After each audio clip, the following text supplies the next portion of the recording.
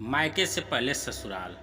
कमला जी जब रोटी बना रही थी कि तभी किसी ने दरवाजे की बेल बजाई। बेचारी कमला रसोई घर में अपने हाथों में लगे आटे से भरे हाथों के धोने तक लगातार दरवाजे की कुंडी बज रही थी। वह लगातार बोल रही थी, थोड़ा रुको, मैं आ रही हूँ। अब इस उम्र में वो भाग कर जा भी नहीं सकती। दरवाज़ा खोलने के लिए जैसे ही उसने दरवाज़ा खोला और सामने देखा तो उनकी बेटी अदिति दरवाजे के बाहर खड़ी थी। तब उसे आश्चर्य हुआ कि कुछ बताया भी नहीं, मैंने भी नहीं बुलाया तो अदिति अचानक कैसे आ गई। अपनी बेटी को देखकर कमला बोली, आने से पहले बताना तो चाहिए था। अकेले ही आई हो क्या? जमाई जी और बच्चे कहाँ हैं? कमला ने एक साथ कई सारे सवाल किए। तभी अदिति बोली, माँ, क्या कोई अपनी प्यारी इकलौती बेटी का ऐसे स्वागत करता है? मुझे लगा कि तुम मुझे अचानक देखकर बहुत खुश होगी और सबसे पहले मुझे गले लगा लोगी, पर यहाँ तो उल्टा ही हो रहा है। शायद तुम दुनिया की पहली माँ होगी जो बेटी को ससुराल से अपने घर आते देख खुश होने के बजाय चिंता में पड़ गई। क्या मैं अकेली इस घर में नहीं आ सकती? क्या हमेशा दामाद और बच्चों के साथ ही आना जरूरी है? बोलकर अदिति घर में प्रवेश कर गई और अपना सामान रख कर बोली, भाभी कहाँ पर है? भाभी जल्दी चाय नाश्ता लेकर आओ, आपकी ननद आई है। बहू घर पर नहीं है, अपने मायके गई है, माँ ने कहा। अच्छा, इसलिए तुम घर संभाल रही हो और खाना बना रही हो? माँ, तुम्हारी बहू के तो बड़े ठाठ हैं। बहू मौज से घूम रही है और सास घर संभाल रही है। देखो ना, अपने बहू के आने से पहले ही खाना बनाकर रखा है। उसे घर आकर कुछ भी काम करने की ज़रूरत ही नहीं पड़ेगी। बड़े नसीब लेकर आई है आपकी बहू।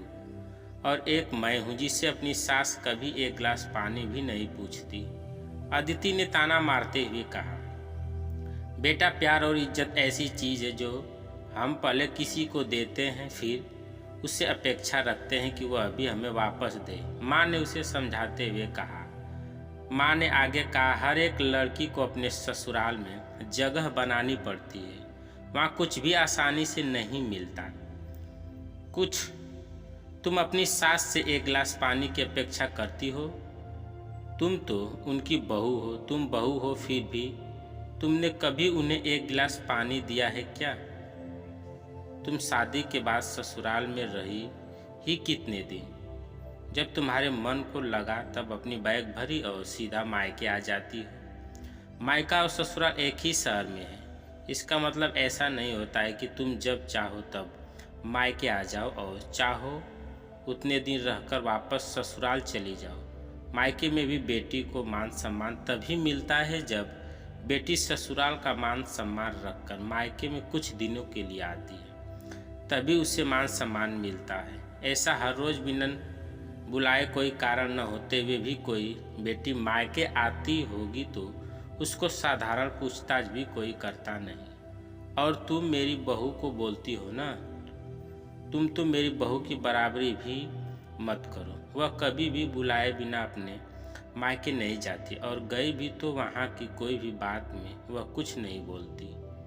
वह जब घर में रहती है तब वह मुझे घर में के कोई भी काम को हाथ लगाने नहीं देती। अब मेरी इच्छा से घर के काम कर रही हूँ। वह मुझे काम करने को नहीं कह गई। अपनी बेटी को माँ के सिवा अच्छा कौन समझ सकता है? मुझे तुम्हारा स्वभाव अच्छी तरह पता है। तुम्हारे ससुराल में सब लोग अच्छे हैं, तुम ही उनके साथ मिलजुल कर रहना नहीं चाहती।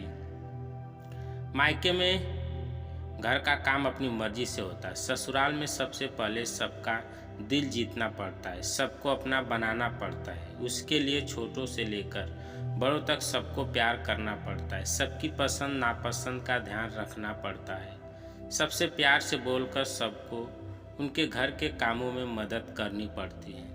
तभी सब लोग घर में आई नई बहू को स्वीकार करते हैं, उसे अपना मानते हैं। तुम जिम्मेदारी लेने के लिए तैयार ही नहीं, इसलिए रोज रोज मायके चली आती हो। यहाँ आकर भी वही करती हो। कभी की बात देख लो, घर में कदम भी नहीं रखा, उतने में भाभी को ऑर्डर देना शुरू कर दिया। भाभी मुझे चाय नाश्ता लेकर आओ। वह व्यक्ति घर में है या नहीं, वह कैसी है, उसकी तबीयत कैसी है, वह पूछना भी जरूरी नहीं समझा। घर में आए मेहमान की मेहमान नवाजी होती है, पर उनका बर्ताव, बोलना सामने के व्यक्ति को पसंद आया तो मेहमान नवाजी न मांगते पूरी होती है। पर तुम्हारा ऐसा बर्ताव मुझे ही पसंद नहीं आता तो तुम्हारे ससुराल के लोगों को कैसे पसंद आएगा। तुम बोलती हो ना मेरे बहू का बहुत ठाठ है, तो वह बात सही है। उसने यहाँ हमारा दिल जीत लिया है और हर एक के दिल में खुद की जगह बनाई है। वो रोज रोज तुम्हारे जैसी ससुराल के साथ झगड़ा करके मायके नहीं जाती। इस वजह से ससुराल और मायका दोनों जगह उसकी इज्जत होती है। जब तक उसे अपने मायके से बुलावा नहीं आता तब तक वह जाती नहीं। आज माँ ने ही अपनी बेटी को उसके बर्ताव के दोष दिखाए, क्योंकि उसे लगता था कि अपनी बेटी को कभी नहीं समझाया तो वह उसे कभी नहीं समझेगी। जब तक बहू भी घर आ गई, उसने अदिति को देखते ही वह बोली, अरे दीदी आप कब आई? मुझे फ़ोन किया होता तो मैं जल्दी घर आ गई होती ना। इस पर अदिति बोली, नहीं नहीं भाभी, मैं वापस जा रही हूँ। अभी ही मेरी सास का फ़ोन आया था, उनके सीने में दर्द हो रहा है, मुझे वापस जाना है, आऊँगी वापस कभी यहाँ, बोलकर अदिति अपना सामान लेकर चली गई। तभी उसकी भाभी ने उसे रोकने का प्रयास किया, पर उसकी सास ने ही अपनी बेटी को रोकने के लिए मना किया और अपनी बहू को बोली, बहू जाने दो उसे, पहले अपना घर संभालने दो। उसके बाद उसे मायके में आने दो। तुम भी किसी के नहीं बुलाने पर तुम्हारे मायके जाती हो क्या? तभी बहू भी समझ गई कि सास ने उनकी बेटी को जीवन का पाठ पढ़ाया। काफ़ी महीने हो गए अदिति का फ़ोन नहीं आया था, वह खुद भी मायके नहीं आई, इसलिए उसकी माँ ने उसे फ़ोन किया। शुरुआत में किसी ने भी फ़ोन उठाया नहीं, फिर थोड़ी देर बाद फ़ोन किया तो फ़ोन उठाया, लेकिन अदिति ने नहीं, उसकी सास ने उठाया। तभी उन्होंने उनकी तबीयत का पूछा, फिर दोनों की बातें शुरू हुई। तभी बीच में ही अदिति की सास ने उसकी माँ को धन्यवाद किया। तब अचानक उनके ऐसे बोलने पर उनको कुछ समझ नहीं आया, इसलिए कमला जी ने वापस पूछा, आप और किसकी बात कर रही हो? अदिति की सास बोली, नहीं तो फिर आप धन्यवाद किसको बोल रही थी? कमला जी पूछा, आपकी बेटी अदिति बहुत समझदारी से बर्ताव कर रही है, सभी को अपना बनाने की कोशिश कर रही है, सभी की मनपसंद का खाना बनाकर खिलाती है। घर में बहुत आनंद का वातावरण बना है, कोई भी झगड़ा नहीं है, जैसे स्वर्ग ही बन गया मेरा घर। इसलिए मैं आपको धन्यवाद बोल रही हूँ। आपकी बेटी के अच्छे बर्ताव से यह दिन हमें देखने मिला, हम बहुत धन्य हो गए हैं। पहले हमें उसकी तरफ से कोई भी अपेक्षा नहीं थी, पर आपने उसे समझाकर भेजा और उसके स्वभाव में बदलाव आया।